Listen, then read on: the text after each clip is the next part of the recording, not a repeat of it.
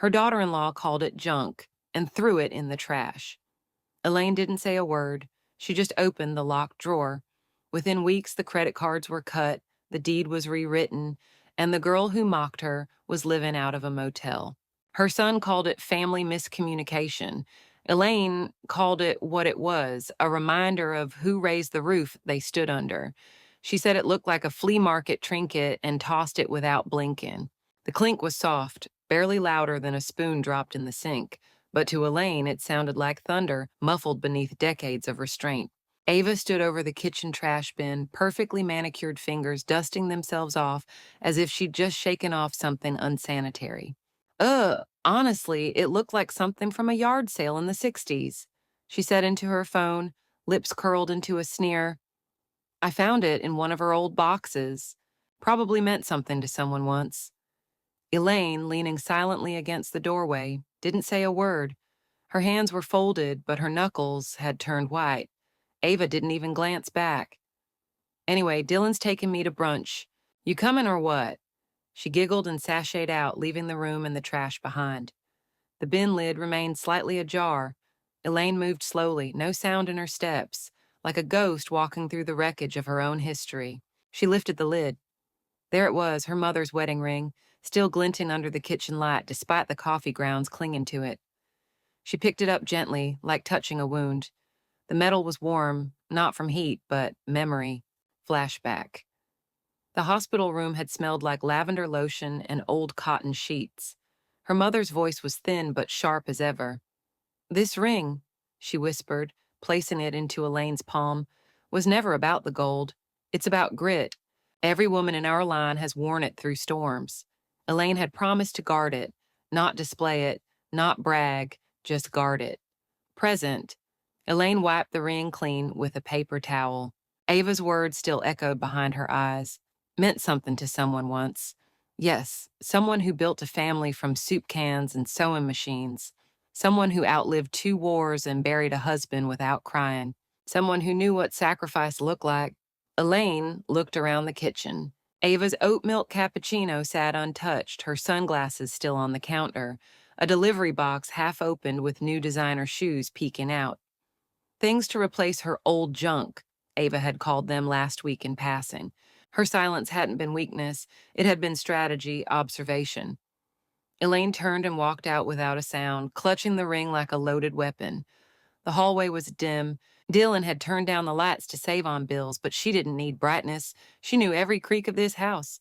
She opened the door to her private study, a room Ava had once mocked as the Grandma Cave. Inside, the scent of cedar and old paper wrapped around her like armor. The same heavy desk she'd bought after retirement stood firm in the corner. Elaine walked to the far drawer and turned the brass key she always wore around her neck. Click. The box inside was lined with velvet.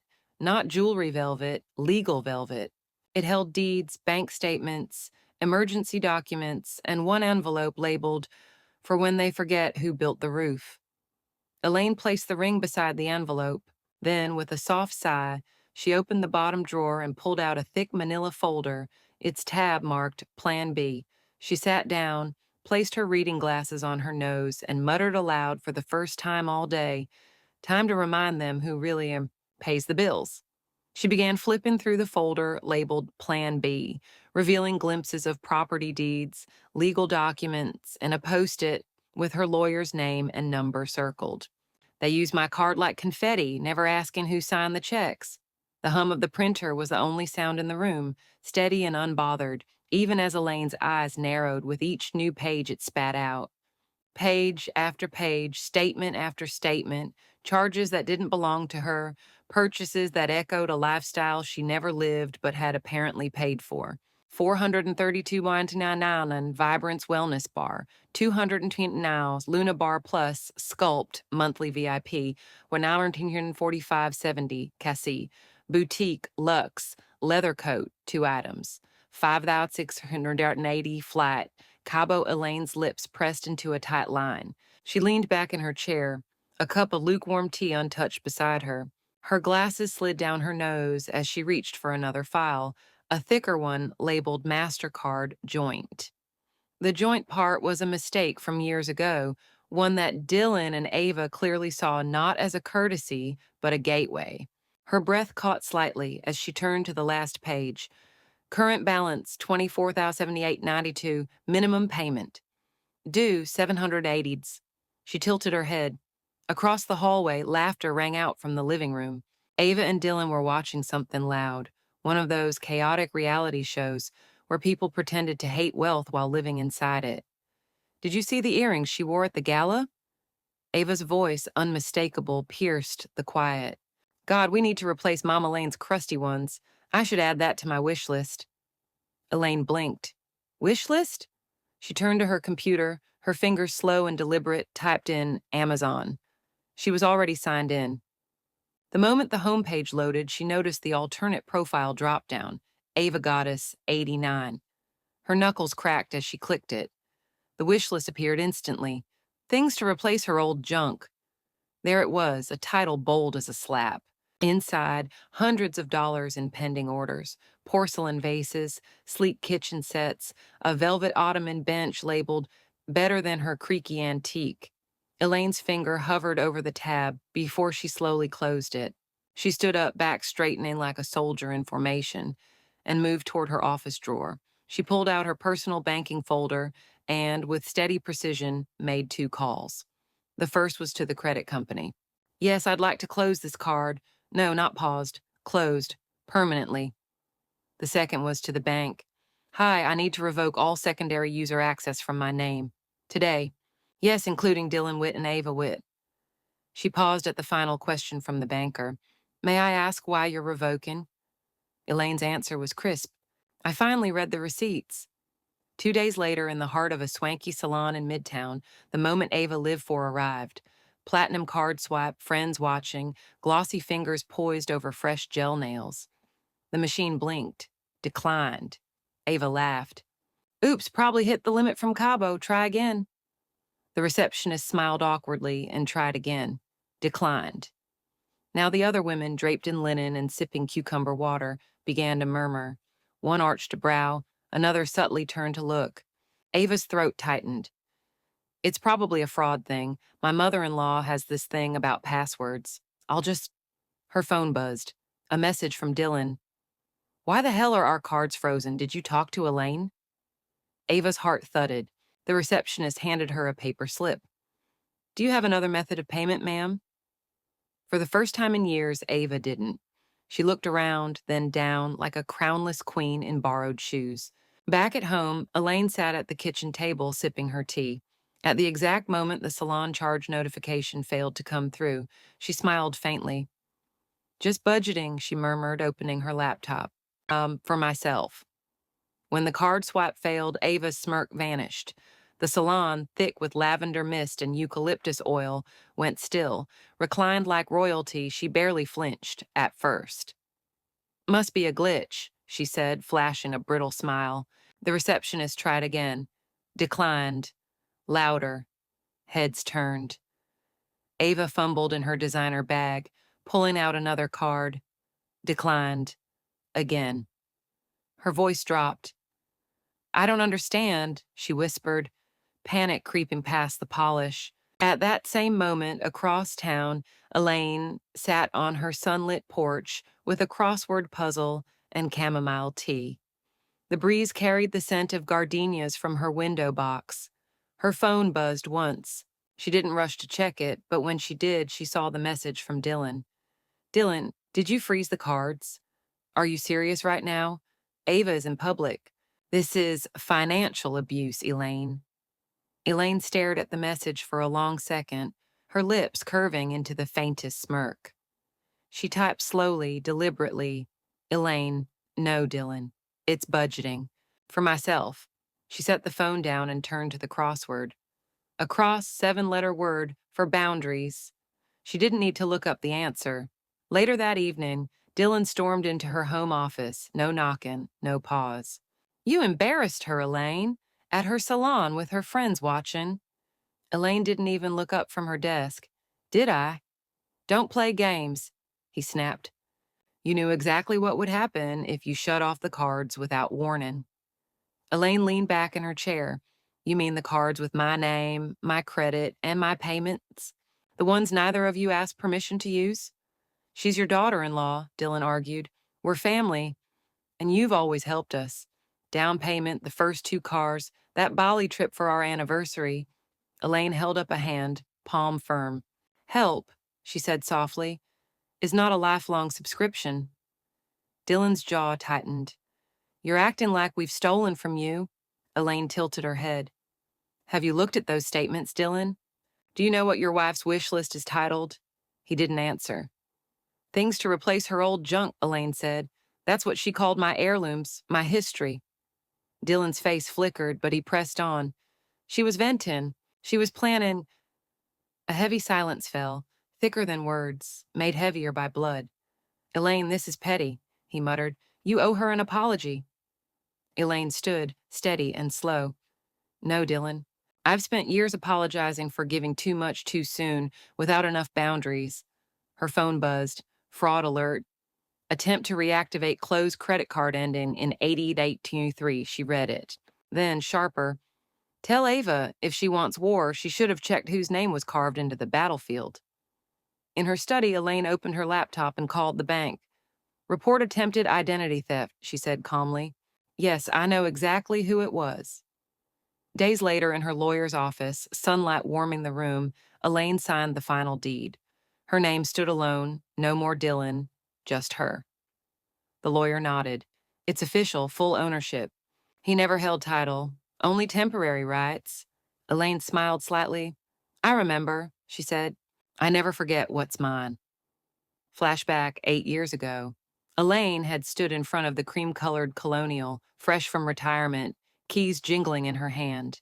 She'd bought the house outright with funds she'd saved for decades, bypassing loans, bypassing red tape, even bypassing advice.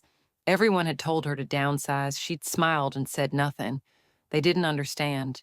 This house wasn't excess, it was intention. A space to host future grandchildren, a home where her legacy could rest, where her late husband's piano would sit in the corner, untouched but never forgotten. Then Dylan and Ava had come, promising it was temporary, needing a small place to start their journey. Temporary turned into entitled. An entitlement, Elaine had learned, always thinks it's permanent. Later that day, brunch laughter echoed down the driveway. Elaine didn't turn her head from the window as Dylan's SUV pulled up, music still playing through the open windows. Ava's heels clicked against the stone path as she strutted toward the front door. But she stopped cold. A white notice was taped across the door, in neat blue font. Ownership reevaluation in progress. Do not tamper or remove. What the hell is this? Ava hissed. Dylan leaned in, eyes narrowing. He yanked the paper off and read it aloud, his face drained. Elaine, he bellowed, storming through the front door. Elaine? She emerged from her study slowly, as if she'd just been pulled from a nap. You changed the deed? He demanded. Behind our backs? No, she replied coolly, brushing imaginary lint from her sleeve. I corrected it. You can't just do that. I can, she said. And I did.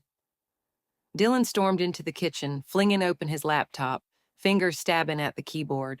Ava stood frozen near the staircase, eyes darting between them like she couldn't decide whether to scream or flee.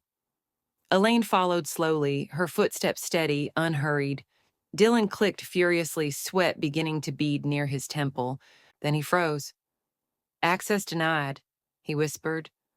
They locked me out of the mortgage portal. Elaine raised a brow. You mean the one you never had any legal right to modify? That portal? Dylan turned to her. Elaine, we built this life together. You helped us. You believed in us. Elaine's voice stayed quiet but clipped. I believed you would respect what wasn't yours. I was wrong. Upstairs, Ava finally found her voice. You're crazy. You've lost your mind. Elaine turned her head ever so slightly. No, Ava, I found it again, and it's remarkably clear. A beat of silence fell across the house, the kind that follows a verdict. Then Dylan muttered under his breath, We should have just had her sign everything over last year. Elaine caught it. She let it hang in the air like a loaded gun. No one expected her to fire. She didn't respond, She didn't have to. She walked back to her study, picked up the locked black notebook she kept in the drawer, and began flipping through tabs. One read, Eviction Laws, Family Clause. Another, Estate Revisions. At the back of the book was a photo, a young Elaine holding newborn Dylan on the hospital steps. She looked at it for a long time, then slipped it back inside without a word. That night, Dylan tried again to log in to the mortgage account. Different browser, incognito mode, access denied. Then a new alert popped up. Primary owner has restricted viewing access. All inquiries must go through legal counsel. And for the first time, Dylan realized he was living in a house that no longer considered him family. They lived in my house, ate from my fridge, mocked my name, and still thought they owned it. It was strange how people could decorate a place and still forget who it belonged to.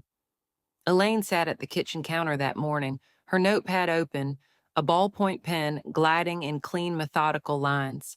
She wasn't angry. She wasn't even tired. She was done. She wrote down everything, utilities, grocery bills, the streaming services Ava had added without asking.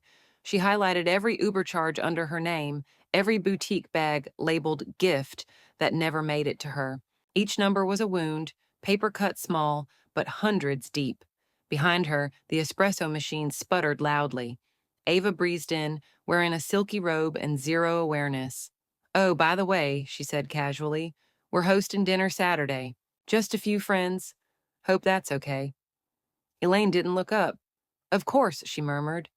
It's your last one. Ava didn't catch it or didn't care. Later, in the calm hum of her lawyer's office, Elaine watched Ms. Carroll slide a form across the desk. This formally defines them as tenants. Once filed, it gives you legal grounds for eviction. 30 days, no exceptions. Elaine didn't hesitate. She signed with quiet precision. Saturday arrived. Elaine didn't hide away. She dressed carefully. A soft navy dress, nude heels, pearls. But the centerpiece, the ring gleamed, freshly polished on her right hand, the same ring Ava had once dismissed as junk. She walked down the stairs slowly, letting her presence land like a piano note in a silent room. Heads turned, Ava's brows lifted, her smile faltered, but recovered. Wow, you look festive, Ava said, offering a glass of wine. Something special tonight? Every day is special when you've reclaimed something they tried to throw away, Elaine replied. Ava blinked. Was that about the ring? Elaine just raised her glass. You tell me. The dinner was elegant, curated, Ava's performance flawless until someone asked, Inherited? Sort of, Ava said. My mother-in-law's still here, but it's basically ours now. Elaine stood, voice calm but firm. Actually, it's not. Silence fell.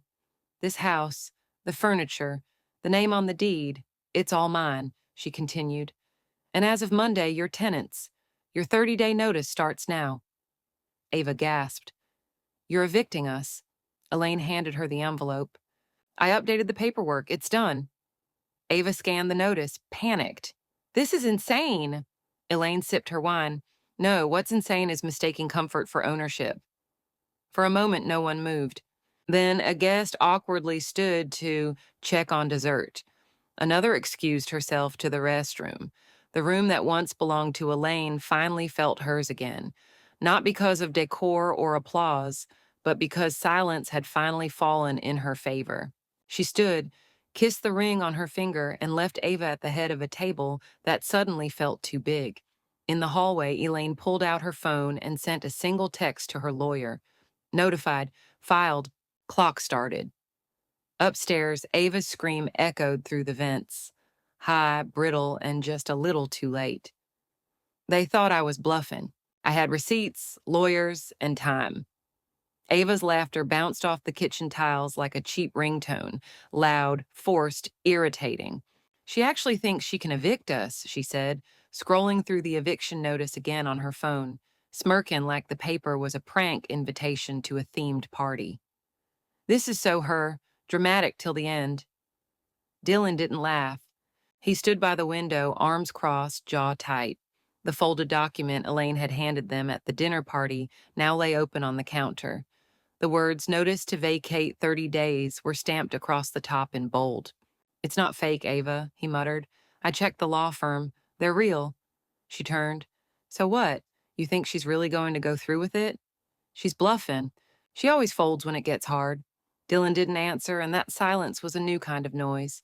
Upstairs, Elaine sat in her study, the window open just a crack, letting the breeze rustle her silk scarf. She wasn't eavesdropping, she didn't need to. Their panic would reach her eventually. It always did. Her laptop screen glowed with the open email draft to Ava Martin. Subject: fraud documentation. Attached were screenshots of credit card charges Ava had racked up under Elaine's name, spa treatments, clothing hauls, designer handbags, and a curious charge to a wellness retreat that Elaine had never heard of. Elaine didn't add commentary she didn't need to. Just a note at the bottom: "Consider this part of the budgeting conversation. Best, Elaine." She hit send.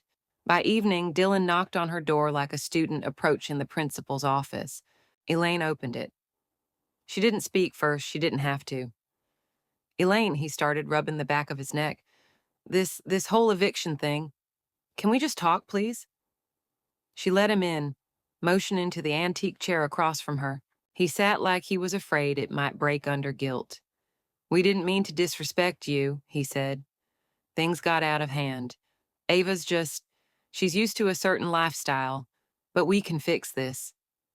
Elaine raised an eyebrow. "Can you?" He hesitated. "What if we paid rent?" "Market rate. You keep the house, we stay. Win-win." Elaine folded her hands. "You've been living rent-free in more ways than one, Dylan. Rent isn't just money, it's respect. You're 30 days too late." He swallowed. So that's it?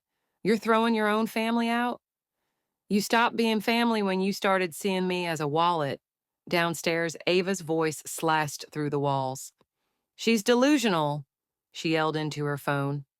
"This is elderly paranoia or something. She needs a checkup, not a lawyer." She was pacing the living room, hair in a twisted bun, manicured nails clicking against her wine glass. Her anger didn't mask her unease. The platinum card she'd used at the salon still wouldn't go through. The hairstylist's look of pity from earlier still burned in her pride. When her phone vibrated with a new email alert, she opened it, expecting silence. What she saw instead froze her mid-step. Elaine's name, subject line, fraud documentation. She opened it. Each attachment was labeled, organized by date, merchant, and unauthorized signature. Her stomach twisted.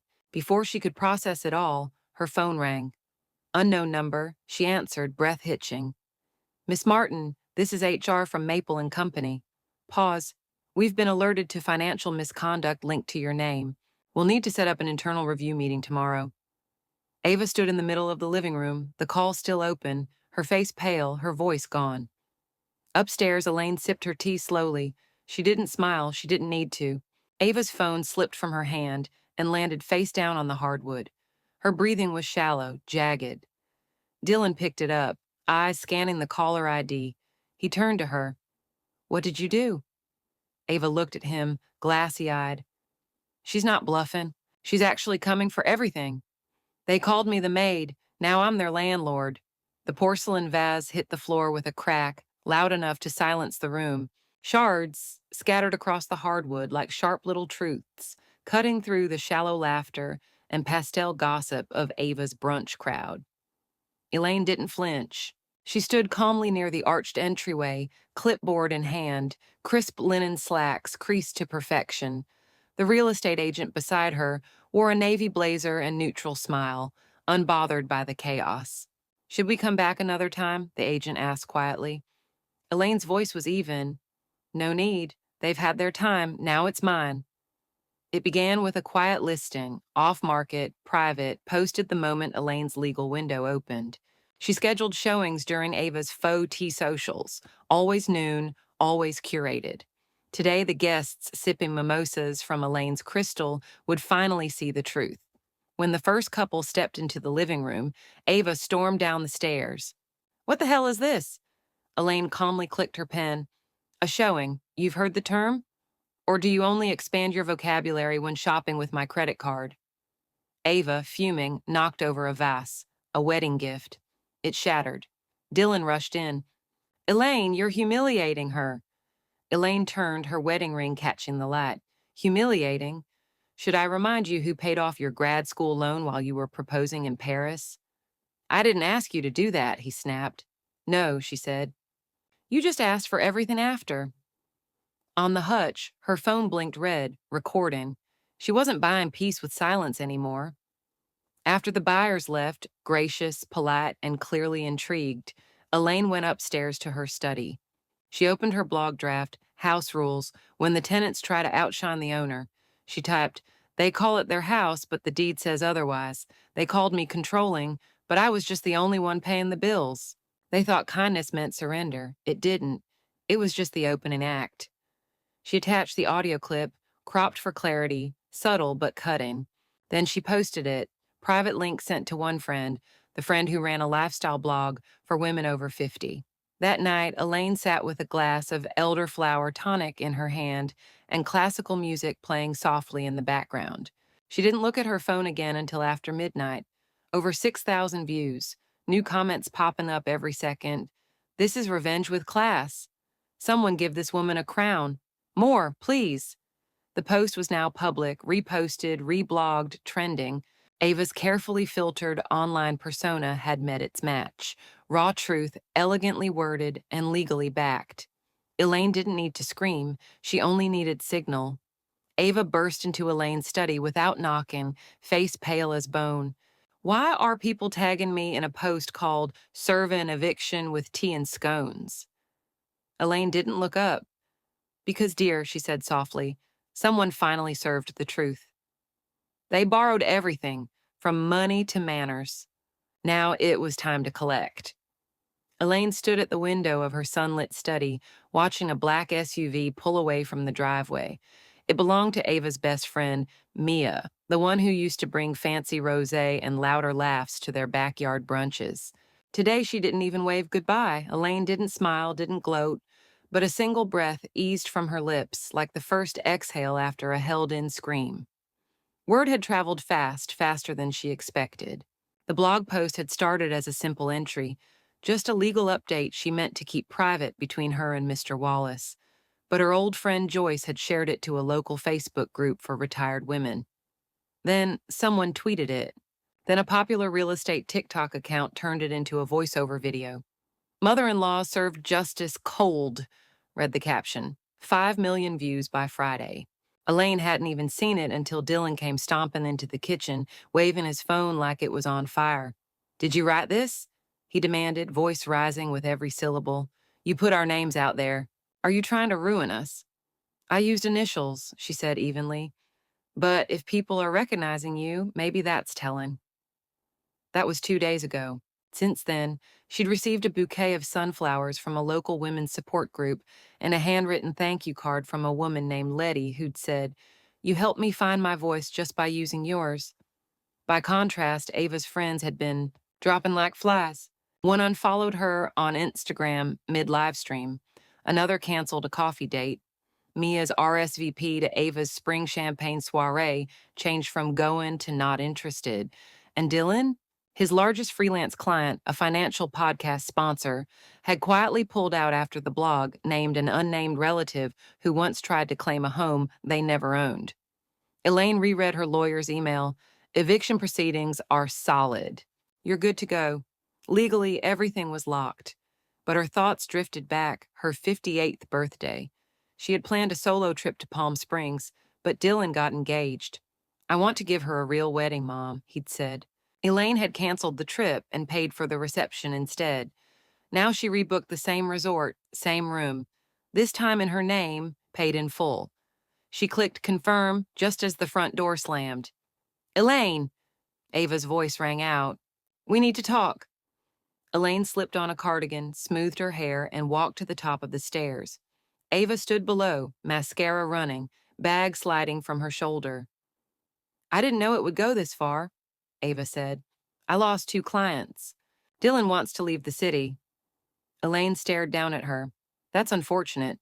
Please, Ava begged. You win. Just talk to me. Elaine paused, then, calmly, I don't talk to tenants. I speak to lawyers. Her phone buzzed. Palm Springs Airport, car ready for pickup. Elaine turned and walked away. Ava remained alone in a house that was no longer hers. They brought me a cheap bouquet. I brought a notary. Elaine opened the door before they could knock. She had seen the silver Lexus pull up through the peephole and had already braced herself, not for reconciliation, but for performance. Ava clutched a bouquet wrapped in crinkled cellophane. The flowers, discount store carnations already wilting at the stems, sagged like the apology in her eyes. Dylan stood beside her, lips tight, face damp. His eyes darted from the threshold to the hallway behind Elaine, as if expecting warmth to pour out and sweep them back into her good graces. Elaine didn't move aside. Ava was the first to speak. We came to talk. Talk then, Elaine replied flatly. Dylan cleared his throat. We were wrong, okay? I should have stepped in sooner. I should have stopped her. Elaine's eyes didn't blink. But you didn't. Ava stepped forward. We were just stressed. You have to understand social pressure, image, expectations. I thought you'd understand how hard it is to maintain all that. Elaine tilted her head just slightly. Harder than replacing someone else's ring or using someone else's credit. The hallway went pin-drop silent. Ava swallowed hard. Elaine stepped back just enough to let them in, not as guests, but as suspects temporarily allowed to plead their case. They followed her to the kitchen table, where a leather folder sat neatly in the center. A pen lay parallel to it, its black ink tip glinting under the warm pendant light. This isn't forgiveness, Elaine said, sitting down slowly. It's a lease. Dylan stared. What? A rental agreement, she clarified. If you'd like to stay past next week, you'll need to pay the new monthly rate in full, in advance. Ava scoffed. You've got to be kidding. I'm not, Elaine replied and opened the folder. A notary will be here in 20 minutes, or I can start arranging a lock change. But Dylan looked genuinely hurt now. You're really doing this? Elaine looked directly at him. You let her mock me. You let her throw away my legacy and laughed when I got quiet. I may be your mother by name, Dylan, but I won't be your doormat by title. Ava's voice rose, sharp and panicked. You're ruining everything over a stupid ring. Elaine stood slow and steady. No, Ava, I'm finally choosing myself over everything you ruined. The front door slammed so hard on their way out, the cheap bouquet they left behind fell from the entry table, scattering petals across the floor. Elaine didn't bother picking it up. She returned to her table, sat back down, and sipped her still warm tea, eyes scanning the lease, left unsigned. The quiet hummed like a reward. Her phone buzzed. It was Mr. Wallace. Elaine, I know this wasn't planned, but I just received an offer on the house. Full cash, no inspection, and you're going to want to hear who it's from. Elaine raised her eyebrows and leaned back in her chair. She clicked call back but didn't speak. She just listened as the name of the buyer made her eyes widen and her lips slowly curled into something between a smirk and a reckoning. They treated it like their kingdom. I sold it while they were still asleep. The offer notification chimed, soft, almost polite. Full cash, no contingencies, expedited closing. Elaine pressed her thumb to confirm. Done. As sunlight touched the kitchen tiles, Elaine sipped her coffee, surrounded by silence that no longer belonged to her. She turned Dylan's wedding photo face down. 30 minutes later, the front door slammed. You what? Dylan shouted. You sold it. Elaine nodded. While you were asleep. Fitting, isn't it? Ava appeared, hoodie wrinkled. You can't do this. We live here. You squatted, mocked. Drained goodwill, Elaine said calmly. You didn't live here. You loitered. I said I was sorry, Ava cried. You said it because your card got declined, Elaine replied. Not because you meant it. Dylan stepped forward. There are legal steps, okay? You can't just throw us out. Elaine's lips curled. That's why the sheriff will be here in 20 minutes. Their jaws dropped. I gave you options. I offered a lease. I watched you tear up the paper and throw it in my face. You want legal? You're about to get it. In full uniform. They stood frozen until Ava burst into motion, running down the hallway to grab her tablet, shouting something about calling their lawyer. Elaine didn't follow. Instead, she walked into the study, quiet, careful, and opened the cedar box on her desk. Inside sat two faded velvet pouches. One held her mother's wedding earrings. The other, the receipt for the diamond tennis bracelet she pawned 30 years ago to afford the down payment on this very home. She'd held on to that slip for decades, a memory of sacrifice, a quiet ledger of love. She tucked it away for the last time. The doorbell rang. Not the sheriff yet. This one was a phone call, not a knock. Elaine picked up. "Hi, Mrs. Harrington," came the voice, confident, polished.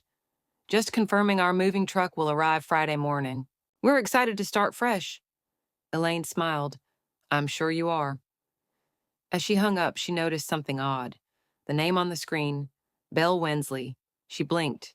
Wensley? The last time she heard that name, Ava had been in a screaming match at a family reunion, red-faced and shrieking at a cousin over some wedding seating drama. Elaine pulled up the email chain. Sure enough, the buyer had signed with that name, Belle R. Wensley. Ava's estranged cousin, the one she called a social climbing hag, after a petty Facebook fight. Elaine didn't believe in fate, but she believed in perfect timing. She walked back to the kitchen and calmly waited by the window as Dylan and Ava paced the driveway in circles, waving their phones and calling numbers that weren't picking up. The sheriff arrived right on time. The officer, calm and courteous, informed them of their mandatory 24-hour vacate order. Elaine remained inside, seated, silent, as the voices outside grew louder, then broke apart into sputtering disbelief. She closed her eyes, letting the sound pass like a storm she no longer had to weather, and just as peace started to settle into her bones, her phone buzzed again.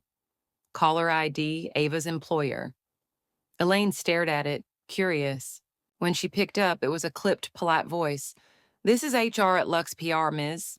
Harrington. We wanted to confirm that Ava Pearson has been listed in a current ongoing ethics investigation and, per policy, will be placed on immediate unpaid leave while we finalize the review." Elaine simply nodded. "Of course. Thank you for letting me know." She ended the call without ceremony and leaned back in her chair, fingers tracing the carved grooves in her mother's jewelry box. As Ava stood crying in the driveway, her phone buzzed too. She read the message, face crumpling, then screamed. Elaine didn't even have to ask. She already knew what it said. "They rode my back for 8 years. I stopped walking." The view from Elaine's new penthouse was made of light and silence, not the sterile silence of tension, but the golden hush of earned solitude, the kind that poured through floor-to-ceiling windows and landed like silk on fresh, hardwood floors. From 12 stories up, the city no longer looked like a threat. It looked like a horizon she'd finally claimed. She poured herself a glass of Sauvignon Blanc and let it breathe while she unpacked a small box marked "Just Me." Inside, a pressed flower from her honeymoon, her mother's brooch, and a yellowed birthday card, her last from her late husband. No room for clutter, no room for history that had turned toxic. She placed the card on the mantel. It was dated 10 years ago, signed in loving script, and the only birthday gesture she remembered from that year, her 50th, the one Dylan forgot. While Elaine arranged her new linen napkins in the kitchen drawer, her phone buzzed once, then again, then again. Dylan, Ava, Dylan, voicemail. Ava, she hit block one by one. She'd given them years of grace, weeks of warnings. Now she gave them what they couldn't return. Silence. Meanwhile, across town, Ava sat slumped in a worn-down motel chair, her phone at 5% battery, mascara clinging to the corners of her eyes like old guilt. The motel walls were yellow-stained and damp around the air conditioning unit. Dylan was asleep on top of the covers, still in jeans. His shirt smelled like stress and too many fast food dinners. Ava stared at her phone's cracked screen and whispered, "She'll call back. She has to." But she knew better. Elaine wasn't the woman she mocked anymore. She was the woman who vanished and took the ground with her. Back in the penthouse, laughter bubbled from the hallway. Elaine stepped into her heels and walked to the door, smoothing down her tailored blouse as she went. 3 women, neighbors, stood outside with a bottle of rosé and a tray of chocolate truffles. "New blood," one of them said with a wink. "We've been watching from down the hall. You're different." Elaine smiled. "Different is exactly what I was going for." They toasted on her balcony, the city glinting like a promise behind them. The women asked questions, shared stories. They didn't care who Elaine used to carry. They only cared that she'd landed here alone, upright, and unwilling to explain herself. Hours later, as the women left with lingering hugs and plans for a gallery visit, Elaine leaned against her balcony railing. She breathed in the dusk. The wine warmed her chest. Peace had a sound. It was wind through high-rise windows and distant jazz from someone's open terrace door, until it wasn't. A sharp buzz from the lobby intercom slashed through the stillness. Elaine blinked, turned toward the screen. It flickered. There, on the small black and white monitor, stood Ava, hair pulled back in a bun too tight, lips pursed with rehearsed regret, a cheap blouse, puffy eyes. One hand clutched the intercom, the other held a plastic bag of something that looked like flowers. Elaine didn't move. Ava pressed the button again and again. "Elaine, it's me, just give me a minute, okay?" She didn't sound demanding anymore. She sounded scared. She sounded small. Elaine turned the volume down, not off, just low enough to hear without reacting. Ava glanced up toward the camera, face trembling, mascara cracked at the edges. Then she whispered, "Please, just let me up. I have something to say." Elaine stared at the screen, silent still, unmoved. Her finger hovered over the intercom button, not to answer, but to delete the call. Would she do it? The smile playing at the corner of her lips suggested, maybe. "I raised a man. He became a stranger." Ava's voice had trembled through the intercom, but Elaine didn't buzz her in. She watched from the descending glass elevator, each floor a reminder of the boundaries she'd drawn and the years she'd given too freely. In the lobby, Ava stood awkwardly, flowers in hand, posture too proud for someone desperate. As Elaine stepped off the elevator, a security guard approached. "Ms. Holston, she's been waiting. Should I escort her out?" Elaine adjusted her scarf. "No, I'll speak to her, but I'm not alone." Ava turned quickly. "Elaine, thank God. I didn't know what else to—" Elaine raised a hand. "I didn't ask you to speak." Ava flushed. "If we could just talk. No lawyers, no paperwork." Elaine looked past her. "Where's Dylan?" Moments later, Dylan entered, rumpled and weary. "Mom," he said, voice low. "You shouldn't have come," she replied. "We're still family." Elaine stared at him. "No, you're people I fed, not people I know anymore." Ava's mouth opened. "Elaine, you're being cruel. We thought something was wrong. You were acting off, forgetful, emotional." "Forgetful?" Elaine repeated, her voice slicing clean through Ava's words. "I remember every birthday I paid for, every loan I forgave, every night I listened to you insult me from the hallway, thinking I couldn't hear." Ava's eyes widened. Elaine took a step forward. "You thought I was losing my mind?" "No, Ava. I was losing my tolerance." Dylan looked between them, struggling to interject. "Mom, can we go somewhere private?" "No," Elaine snapped, her first true rise in tone. The guard subtly stepped forward, not threatening, just supportive. "You stood by while she mocked me," Elaine continued, pointing at Ava. "You called me old-fashioned, irrational. You used me like a broken ATM, then turned away the moment I asked for something as simple as respect." "Mom, please," Dylan said again, his voice breaking. "We messed up, okay? But this feels permanent." "It is," Elaine said. "You made it permanent the day you laughed about putting me in a home over cocktails." Ava looked away. Elaine's voice dropped to a whisper, but it cut like glass. "And now I remember everything, including whose name is on the deed, the cards, the bank, the will." Dylan's eyes widened. "Wait, the will?" Elaine gave a half smile, the kind only women who had truly outgrown someone could manage. "You were never entitled to a thing," she said. Not by blood, not by marriage, and certainly not by behavior." Security stepped in closer, sensing the shift. Dylan's face contorted with realization, panic setting in beneath his voice. He turned toward Ava and whispered through clenched teeth, "She's rewriting the inheritance." Elaine heard him. She smiled, not out of spite, but satisfaction. Then she turned, walking back toward the elevator, heels clicking in rhythm with the calmest storm they'd ever known. As the elevator doors closed, Elaine reached into her purse and pulled out a folded legal draft, the new will, initials already inked. They tried to erase me, so I erased them from everything. Elaine sat in the mahogany-paneled office, her pen hovering just above the line. Outside the bay window, the city moved without urgency, cars crawling, people marching with their eyes glued to glowing screens. But inside, time had finally stopped. After months of being talked over, used, and dismissed like background noise, today she was the author, and her story was getting a rewrite. Lucille, her lawyer, slid the final page forward. "Everything's aligned with your wishes," she said, her voice smooth but reverent. "Once you sign, your legacy is officially your own again." Elaine glanced at the header. Last will and testament of Elaine J. Holston. No Dylan, no Ava. No second chances. She lowered the pen slowly, not for hesitation, but for precision. Click. The sound of the signature hitting paper echoed in her chest. Her hand didn't shake. The next morning, a courier delivered the update directly to Dylan's last known address. Elaine requested it be left with signature required. She didn't need to watch his reaction to know what would happen, but in her mind, she imagined the moment clearly. Dylan tearing open the envelope, expecting forgiveness or at least a footnote in the document. Instead, he'd find nothing, not even his name. Flashback 2 years ago.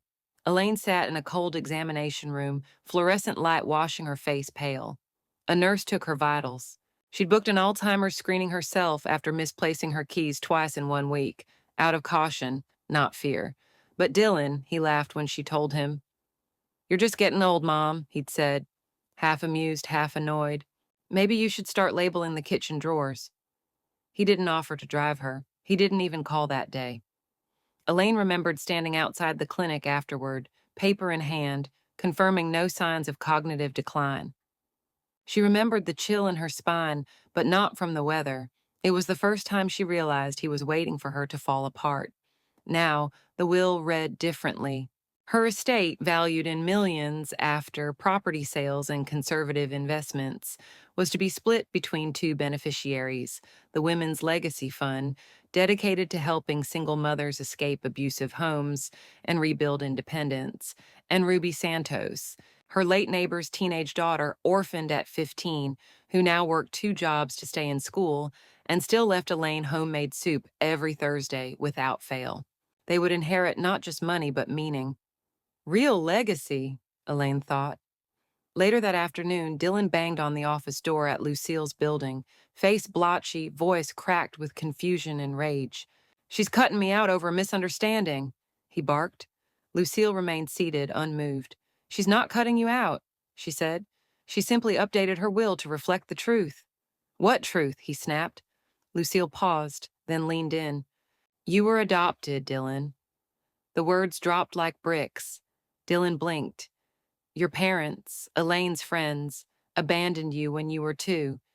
She took you in, gave you a life, a name, a future." Dylan's mouth parted, but no sound came. "And you still thought she owed you more," Lucille added quietly. "She gave you everything when she had nothing." That night, Elaine sipped tea at her window as notifications lit up her phone. Her blog post, originally titled "The Day I Took My Name Back," had exploded after a local journalist picked it up. Within hours, it became a national conversation. Reclaiming Mom trended on X, formerly Twitter. Women of all ages shared their stories: inheritance stolen, legacies erased, guilt weaponized by ungrateful children. Elaine's inbox overflowed with thank you letters. "You've given us permission," one woman wrote, "to stop being the family ATM and start being the author of our own piece." She didn't cry. She didn't gloat. She just folded her hands over her lap, leaned back in her chair, and watched the city skyline blink beneath the stars. A notification popped up on her screen. NBC requested an interview for a primetime feature titled "The Mother Who Rewrote the Rules." "They mistook my grace for weakness. It was always armor." The morning sun poured like liquid gold across Elaine's breakfast table. Beside her, untouched tea, sat a thick stack of letters, some typed, others handwritten in shaky cursive on stationery that smelled faintly of lavender and age. She opened one at random. My daughter heard your story on the news, it read. She left her abuser that night. We're in a shelter now, but for the first time, we feel safe. Elaine swallowed hard. Each envelope held a confession, a woman saying she stayed too long, a grandmother who changed her will, a sister who finally said no. They called her brave, but bravery was never her goal, just freedom, the kind no one can steal, guilt, or gaslight away. Across town, Ava stood on the cracked pavement outside their now locked rental, mascara-streaked hair undone. Dylan sat in the passenger seat of their second-hand SUV, arms crossed, jaw clenched. The landlord had finally enforced the eviction after 3 missed payments. They had nowhere else to go. The landlord, without looking back, simply said, "Try the shelter hotline," and shut the door. Ava screamed into the wind. Dylan stayed silent, not because he was noble, but because now he knew Elaine wasn't bluffing. Back in her penthouse, Elaine lit a candle near the window. It smelled of bergamot and eucalyptus. Her home was filled with soft jazz, fresh lilies, and the gentle hum of peace. A flashback played across her mind like a silent film. Her son's 8th grade graduation, he forgot to thank her during his speech. Her 50th birthday, he gave her a gift card and called it thoughtful. Her mother's funeral, Elaine paid for everything, while Dylan and Ava complained about the lack of Wi-Fi at the hotel. Little cracks, once brushed aside, now shaped a perfect mosaic of motive. She looked to her desk, where a velvet ring box sat open. Inside, a diamond ring, not inherited, not passed down, not tied to any man's name or approval. This one was new, bold, chosen only hers. The receipt lay folded beside it. Later that evening, Elaine opened her laptop. Her inbox buzzed nonstop. Reclaiming Mom had surpassed 4.7 million views. She'd turned down sponsorships, left no ads, only a pinned post. I didn't walk away because I stopped loving them. I walked away because they forgot how to love back. She smiled softly and checked her banking app. A $125,000 donation had cleared, funding the Hazel May Scholarship for older women returning to school. Quiet impact, no press, no spotlight. That night, the concierge rang.